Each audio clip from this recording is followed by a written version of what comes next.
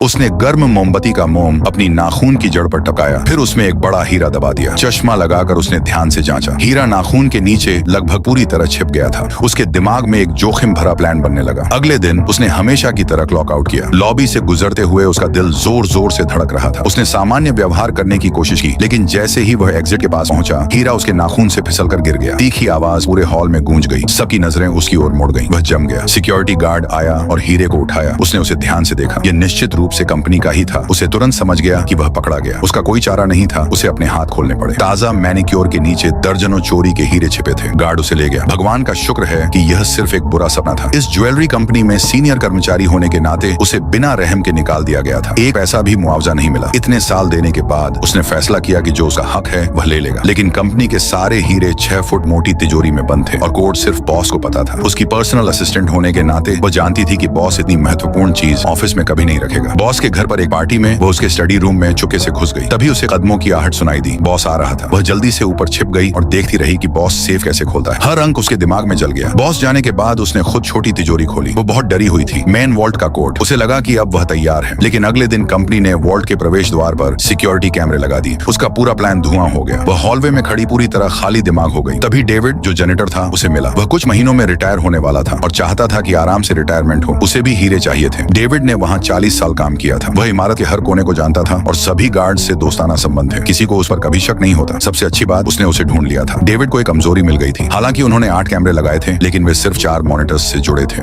यानी फीड हर minute switch होती थी। इससे उन्हें वॉल्ट खोलने और हीरे लेने के लिए ठीक 1 मिनट मिलता था। वे तुरंत जुड़ गए। उनका प्लान था हीरो को एक थर्मस में छिपाना। डेविड का थर्मस। वह रोज उसे लेकर आता था और गार्ड्स कभी चेक नहीं करते थे। चोरी के दिन डेविड हमेशा की तरह सफाई कर रहा था। जब नाइट शिफ्ट शुरू हुई, वो पूरी रफ्तार से दौड़ा, अपनी क्लीनिंग कार्ड को वॉल्ट के दरवाजे तक धकेलते हुए। लेकिन जब अनलॉक करने का समय आया, उसके हाथ कांपना बंद नहीं कर रहे थे। वह बहुत समय ले रहा था। उसका दिल मुंह को आ रहा था। सौभाग्य से उनके पास बैकअप प्लान था। उसने पब्लिक फोन से सिक्योरिटी ऑफिस कॉल किया। गार्ड फोन उठाने के लिए खड़ा हुआ। जब तक वह अपनी स्क्रीन पर वापस आया, डेविड पहले से ही वॉल्ट के अंदर था। अगली सुबह वह काम पर आई और डेविड से टकराई, जो अपनी नाइट शिफ्ट खत्म कर रहा था। उन्होंने सामान्य हेलो कहा। उसने उसके हाथ में थर्मस पर नजर डाली। उनका प्लान कामयाब हो गया था, या उसे ऐसा लगा, क्योंकि डेविड के थर्मस के अंदर हीरे नहीं थे, सिर्फ साधारण कॉफी थी। जब बॉस ने वॉल्ट खोला और उसे स्टॉक गिनने के लिए अंदर जाने को कहा, वह जम गई। वॉल्ट पूरी तरह खाली था। हर एक हीरा गायब था। उसका दिमाग बिजली की तरह फट गया। तभी उसे एहसास हुआ कि डेविड ने उसे धोखा दिया था।